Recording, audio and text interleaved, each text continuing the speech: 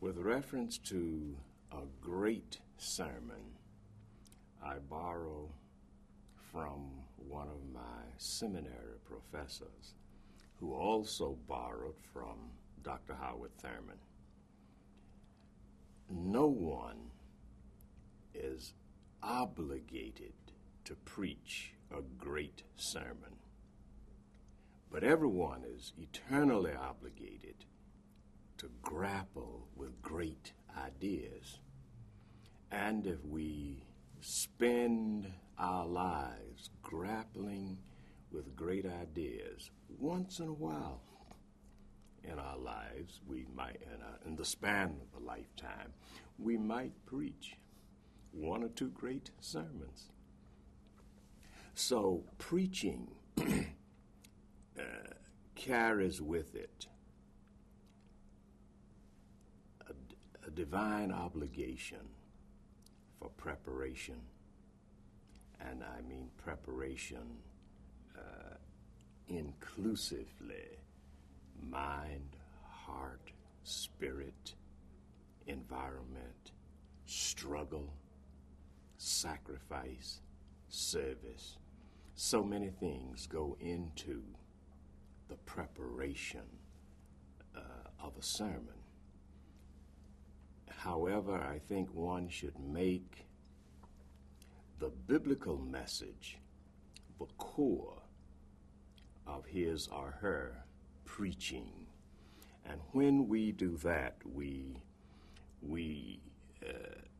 always have something upon which to stand other than just our thoughts and even our own experiences. So good sermons grow out of great study and great struggle. Sometimes debate, not in the screaming and yelling sense, but debate in terms of what does this mean? What must I do with my life? When I hear something through study and preparation, what does it mean? Am I to communicate this and carry it? And how do I carry it? So you must have a system, some kind of order around which we frame the message. And I think it ought to be timeless. It shouldn't go on forever. But it ought to touch on that which is timeless.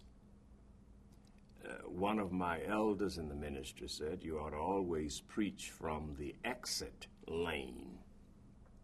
Because if you get trapped in the passing lane and can't exit, you can get into great difficulty in bringing a message to its conclusion. Dr. King asked the question in an informal discussion, what is the first thing you think about before you get up to preach? And people began to say various things. And he said, well, one thing I always think about is where I'm going to land. What is the conclusion here, which again is the exit lane? Having said that, with the Bible, a study of Scripture as our foundation, and out of that context, touching upon every aspect of life, not in one sermon, but in the totality of preaching. All good preaching must be relevant. It must touch the human condition, but it must be more than the headlines from yesterday's newspaper. It must be born of the great teachings of Scripture, connected with all of life's experiences and the great conversations in human history.